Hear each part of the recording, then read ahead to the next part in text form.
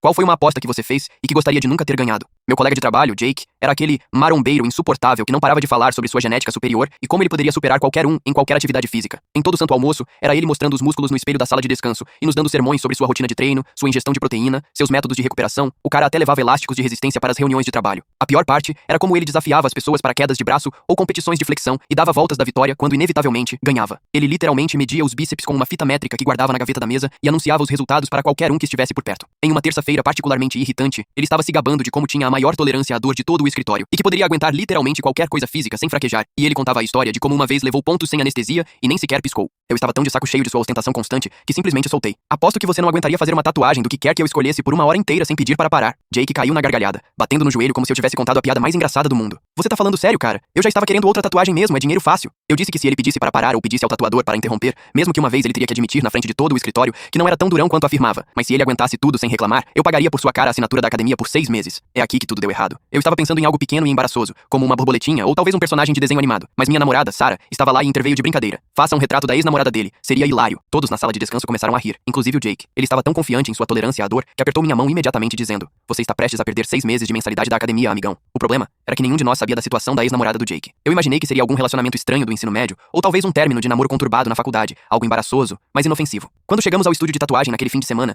Jake pegou o celular para mostrar ao tatuador uma foto de referência, e no momento em que vi a foto, meu estômago revirou completamente. Não era uma ex-namorada qualquer, era uma garota linda com o sorriso mais brilhante que eu já tinha visto. As mãos de Jake estavam literalmente tremendo enquanto ele segurava o celular. Foi quando ele nos contou em voz baixa que Emma era seu amor do colégio, e que havia morrido em um acidente de carro há 3 anos, e eles planejavam se casar depois da formatura. Ele disse que carregava a foto dela desde então, mas nunca conseguiu ter coragem de fazer uma tatuagem dela porque achava que seria doloroso demais. Eu imediatamente tentei desistir da aposta, dizendo a ele que poderíamos escolher outra coisa, mas Jake insistiu em seguir em frente. Ele disse que talvez fosse exatamente disso que ele precisava, que poderia ser terapêutico finalmente honrar a memória dela permanentemente. O tatuador, um cara mais velho e ríspido com os 2 braços fechados de tatuagem, deu uma olhada na foto e disse que faria o retrato mais detalhado que ele já tinha feito. Ele avisou que levaria pelo menos 2 horas para algo tão bonito. Jake sentou-se naquela cadeira durante toda a sessão, com lágrimas escorrendo pelo seu rosto sem parar, mas ele nunca pediu ao tatuador para parar ou mesmo para fazer uma pausa. Ele apenas olhava fixamente para o teto, enquanto um retrato incrivelmente detalhado de Emma aparecia lentamente em seu antebraço. A pior parte foi ouvi-lo falar sobre ela enquanto a agulha zumbia. Ele nos contou sobre o primeiro encontro deles, como ela costumava deixar bilhetinhos em seu armário, como ela queria ser veterinária, como ela sempre cheirava a perfume de baunilha, e cada detalhe tornava tudo mais desolador. Acontece que Jake vinha lutando contra o luto e a culpa por anos, se jogando obsessivamente na musculação para evitar lidar com suas emoções. Ele nunca havia processado adequadamente a perda dela e carregava toda essa dor enquanto fingia ser esse cara durão e invencível. Quando a tatuagem ficou pronta,